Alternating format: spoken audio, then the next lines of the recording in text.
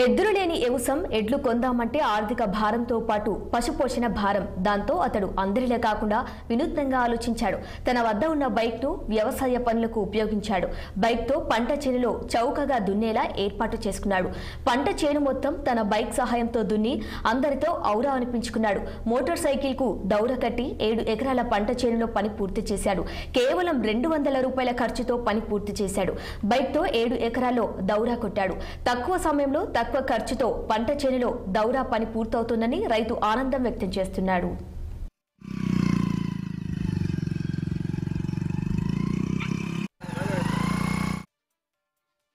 Tanur mandal, district Nirmal.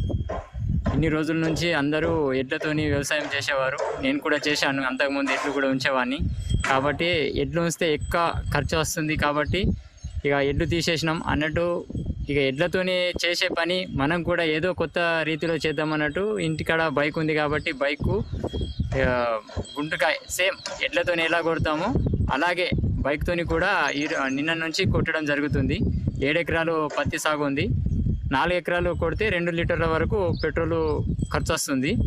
తర్వాత ఇక మన ఒక మనిషి కావాలి కాబట్టి మనం ఇంటి వాళ్ళు 2 ఉన్నా లేకున్నా మనం బైక్ మీద ఉన్న ఒక మనిషి పెట్టుకొని కొట్టగలగచ్చు. అంటే ఎడ్లతోని డే మొత్తం కొడితే